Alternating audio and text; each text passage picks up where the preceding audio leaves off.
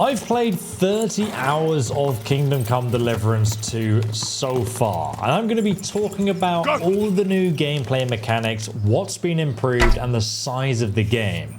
There's no spoilers in this video, and I'll timestamp all the things I'm going to talk about below. But if you enjoyed the first game, you're going to love this. If you found the first game too hard or too janky, literally everything has been improved. I truly think that this is going to be the game that Warhorse Studios always intended to make. From what I've played so far, it's clear to see that they've improved every single mechanic and feature. The combat feels smoother to play. They've upgraded the survival mechanics, the hunting, the cooking, the animations, the AI, the crime system, right down to the UI, which has also been improved upon. Other game studios just don't do this. You never see this massive leap in performance. I honestly can't believe how good so far this has been to play.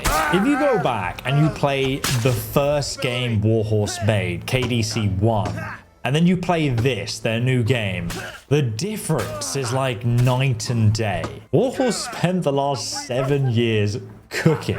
And if you have a moment to show your support for Warhorse Studios, please do leave a like on the video so YouTube pushes it out to other people who haven't heard about this awesome medieval game. I want to start by talking about the scale of this game. If you've not played the first one, don't worry, the prologue fills you in on the storyline. It's about 2 hours long, and it's honestly like a cinematic masterpiece to play. It throws you straight into the action. At times it had me laughing with the banter between Capon and Henry. It also acts as a decent tutorial, and it's not often that a story actually surprises me, but it did. For those first few hours of the game, you are on a railroad track until you finish that prologue. It's very much like a linear progression. But once you're done, you're then free to explore this huge open world. Or you can go off and carry on the main quest. So naturally, I spent the last 30 hours just doing side quests and exploring the open world of the first map, which the game literally drops you in the center of. And I still feel like I've barely scratched the surface after that amount of time. And as I play a lot of open world games, that's always a good thing. I feel like overwhelmed by the vastness of it. But there are actually two maps. You start here in the Bohemian Paradise with Trotsky Castle right in the center of the map. And then later, you're actually going to go to a larger map where Kuttenberg is based. And overall, the second game is 125% bigger than the first game in terms of size. And there's over double the amount of content in this second game. From the main quest to the side quests and the secrets hidden in the wilderness, everything is just more content from what I've experienced so far. To give you an idea though, the first game had 800,000 words. The second game has 1.7 million. So it's over double the size. Not just in the scale of the map, but also what's actually in the game. I feel like so often you have like an RPG developer who's like, oh, our map is 10 times bigger, but then there's just nothing defined. No handcrafted content. And it's like, why not just make a small game that's actually good? And that's the thing we'll get to. Warhorse Studios respects your time. And again, this isn't my review, it's just my first impressions of what I've played so far. So here we go.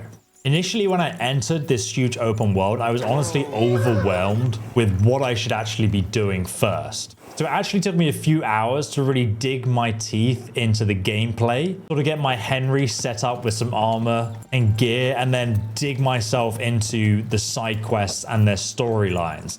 So those initial opening moments were just a lot to take in. But once you do get into those side quests, you're going to be really surprised with the choices and the consequences and just the general writing and stories that Warhorse is trying to tell. There's some fun short side quests, weird, interesting NPC reactions you'll come across randomly in the environment, but then the side quests themselves turned into these huge elaborate stories that just kept on escalating. Before I knew it, I was really immersed in helping out this nomadic tribe I found. And the game actually taught me a lot about the history and culture of these people as I was playing. And there's actually a whole in-game codex where you can read more information about everything you find in medieval Bohemia. From witchcraft to hunting, anything that interests you, they have written illustrated information about it. and how it actually was historically back then. You can ignore all of that. You don't have to touch the codex, but it's there if you want it. But one of the biggest takeaways from playing through these side quests, big and small, is that Warhorse clearly values your time as a player.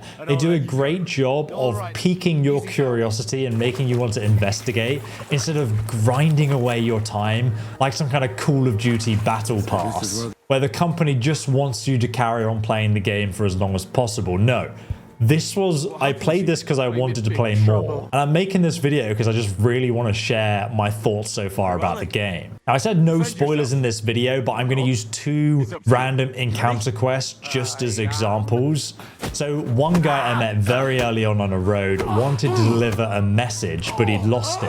And one solution was just to beat him up so it looked like he got mugged. And the whole interaction was just really funny. And there's so many random interactions where you're just traveling along the road that you'll come across. 10 times more variety than in the original game. Another example is how the world just moves on without you sometimes. At one point, for example, these humans showed up at a pub, and I had the option to serve them or agree with the other complaining locals and get rid of them. You could either side with the locals or the humans to try and keep the peace. Because ultimately you have a bunch of peasants who want to fight some fully armored war-ready humans. I ended up trying to keep the peace and the villagers hated me because of it. But then on another save file, I was just playing the game. I went through the village a few times. I never bothered visiting the pub. But then at one point I saw the humans leaving the town and there was a dead guard on the pathway and everyone was like, oh, who's murdered this guy? I then go into the tavern. There's a bunch of dead peasants that were the original ones who were arguing with those humans.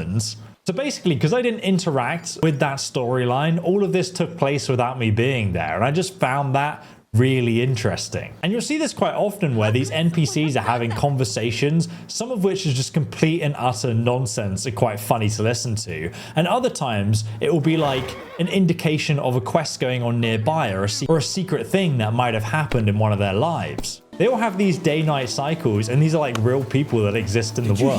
And a lot of games have tried to do this in the past, but I've never felt it so real quite like with this game. And if you didn't know, in Kingdom Come Deliverance, you don't play a hero. You're just a normal peasant who most people won't even listen to. But you can kind of push levers in a way that makes you feel like you're a part of the world. And your decisions and actions definitely impact the world around you. But not in a way where you can walk in and like battle 10 guards at once. You'll just die if that ever happens. So it gives you this realistic, grounded feeling that you exist in medieval Bohemia, which is really cool. And as you're playing the game, you'll recognize a lot of the same voice actors from the first game as well. I think there's like 60 something voice actors in total. So I am starting to recognize some people.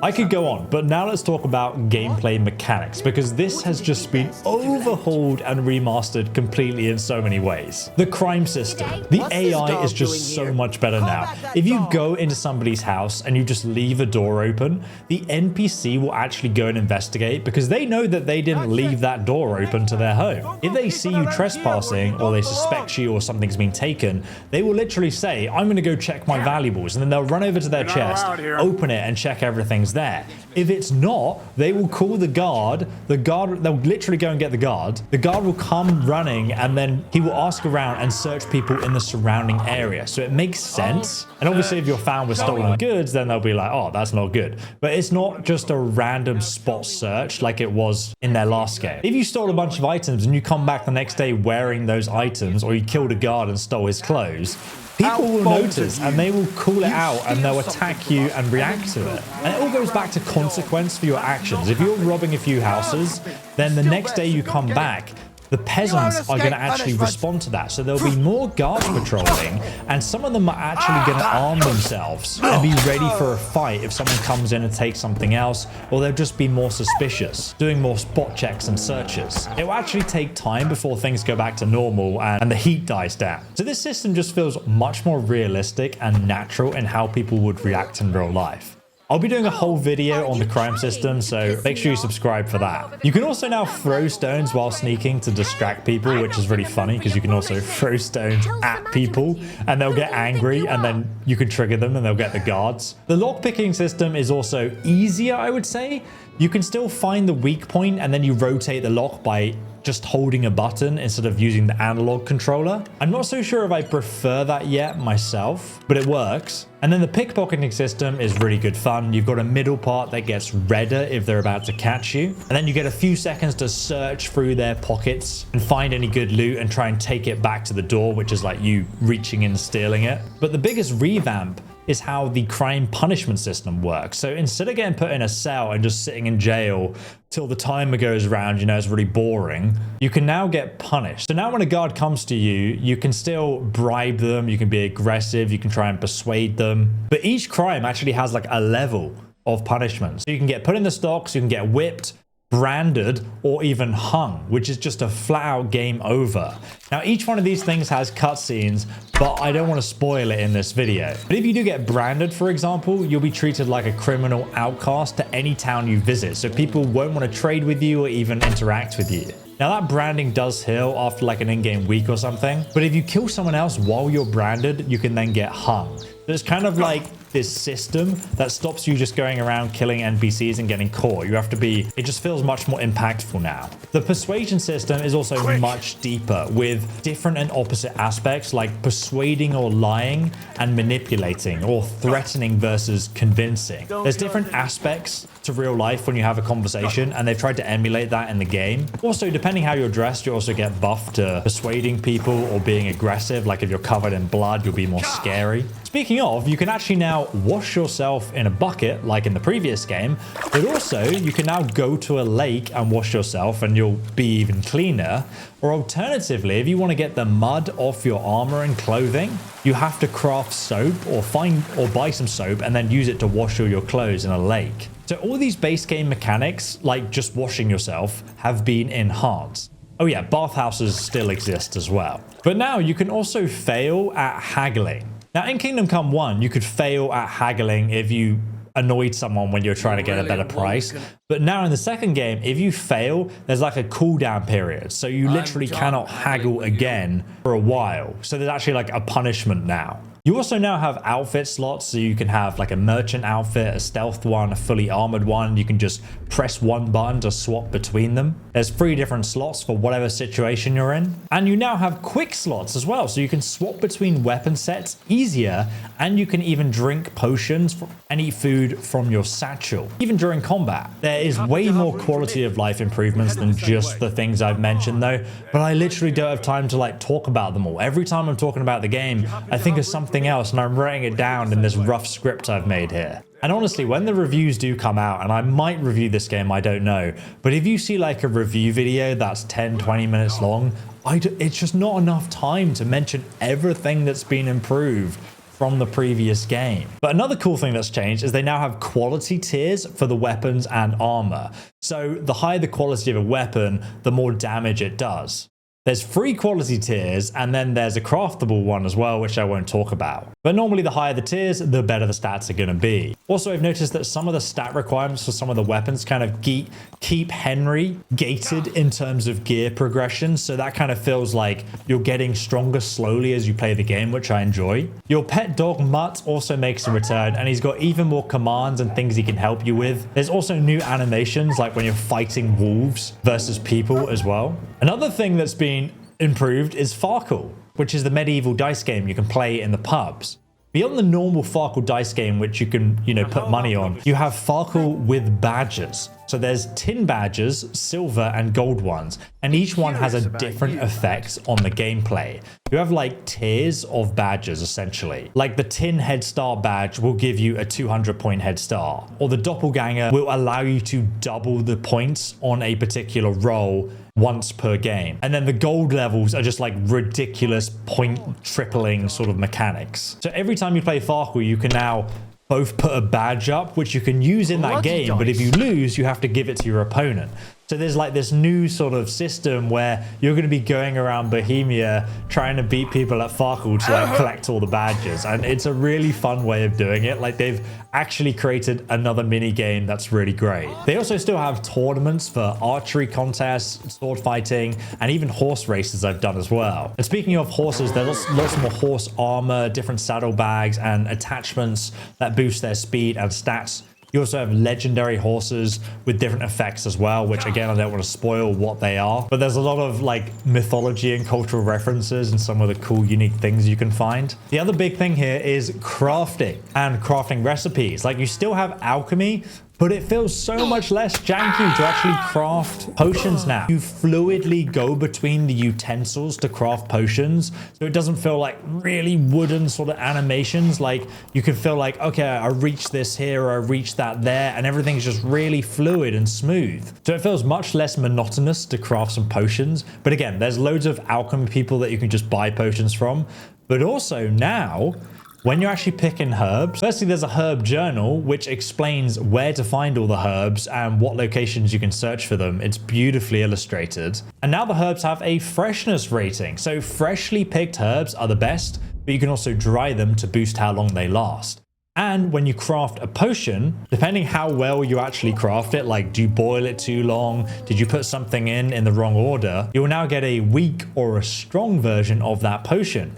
And as your alchemy skill improves, you can get like a bunch of perks and benefits. And some of the potions will actually have like ridiculously enhanced effects with extra buffs and stuff. So it's actually very rewarding to spend your time crafting. Even right down to like the grindstone and sharpening your sword, you can like have a 10% boost in damage with the right perks. Or if you repair your own boots, you lose stamina 25% less fast. There's so many perks you need to read to really enhance the cool effects of the gameplay. Now, beyond alchemy, you have carpentry and blacksmithing, and you can find materials and bits of weapons all over the world that you can now use to craft your own weapons and swords, or different types of metal materials that you can clearly use for blacksmithing. Now, blacksmithing in Kingdom Come Deliverance II is actually much better than I expected, and I'm really surprised because Warhorses hardly mentioned anything about this. Starting out, you'll need a recipe, and there are different types of metals that you can find across the game. Also like sword parts, pommels, and guards, and things like that. Some of them are also unique to quests and even unique to certain recipes for weapons you can craft. You can't go mining for materials or anything from what I've played so far, but obviously there are mines in the game and you can go there and get materials or even rob them. Now, the blacksmithing system itself works with visual cues. So you need to warm up your weapon in the fire until it's white hot. Then you need to hammer it evenly across the blade while rotating it so it's even on both sides. And it's visual as well. So like the weapon will slowly take the form of what you're crafting.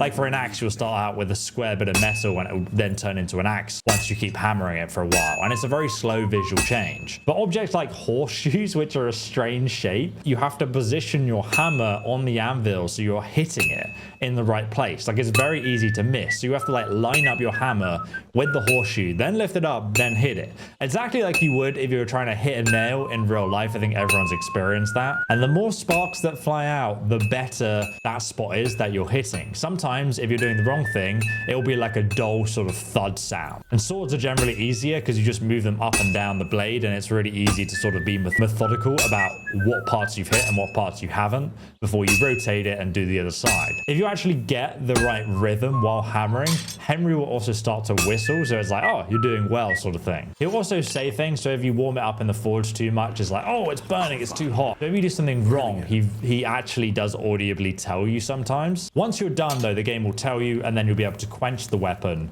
and it will give you a review, like a score on the tier level you achieve. So between 1 and 3.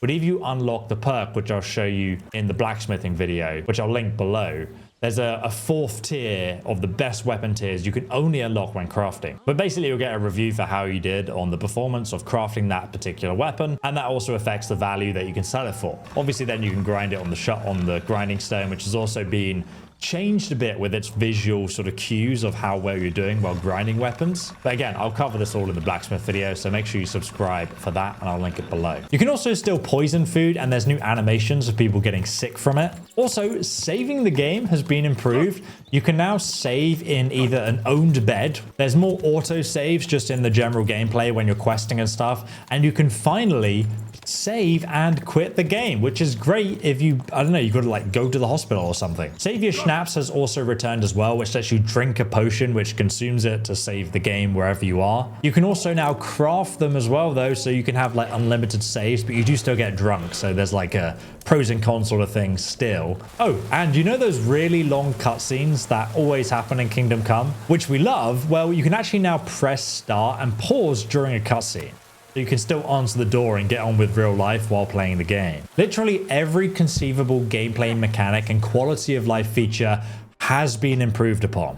I've not even listed half of them here, and again, like, I just can't carry on the video without, you know, just rambling. But now I want to talk about the combat. The combat, man, the first game was a janky alpha build compared to now. And I didn't realize this when I was looking at the gameplay trailers and what Warhorse was releasing then. I was thinking, oh, it looks a bit smoother. But when you actually play the game, it feels so smooth. It feels so good to play in comparison to the first game. It also feels responsive as well. But firstly, I want to talk about the range gameplay because they've added crossbows to the game now. There's like ones you crank to reload. There's like handheld mini ones. Obviously, the reloading on crossbows is really slow, but the advantage is that they have pretty much no requirements. They're really easy to aim and use, and they also cost less stamina to like hold up and aim compared to a bow, which like drains your stamina much faster. It's a lot more wonky when you're trying to aim if you've got a low archery skill, and also has a stat requirement. But the bow can actually be aimed now. Instead of holding the bow like over here, like away from you, you now have it like right up against your head, so you can actually like really see exactly where that arrow is going to land. In comparison, my shots are now super accurate compared to before. Like, there's still no reticule, so it's like immersive HUD, but you can actually hit your targets. Like I hit 70% of my shots now compared to like 10% in Kingdom Come 1. Hunting also feels much better now. There's actually much more wildlife in the game. You've obviously got your cows, pigs, horses, dogs, rabbits, boars, deers, but I've also now seen rats, wolves, and I've even heard about bears existing. I'm aware there's a lot of other creatures that I've not encountered yet, but it's pretty cool that they've added all of this nature. You can also butcher the animals once you hunt them, and you can now cook them in a frying pan or smoke them and dry them out to preserve how long it lasts. How you treat your food actually also affects its nutritional values as well. Also, hunting and cooking is now more important because you can't just go into any tavern and steal their food because it counts as stealing now. You've actually got to go and buy food or hunt for it and think about preserving it. It actually makes the survival feature relevant. But melee combat in Kingdom Come 2 is so much easier to get into. If you struggled in the first game because I felt like the tutorials and when you actually learn properly to do combat was so far into the game that a lot of players just got put off by it, but they've really fixed that in this game where you're actually quite competent even before you do some of the combat side quests. So I'd say the combat is much easier to get into at a really basic level. Like, you can just play the game at a basic level and that's fine,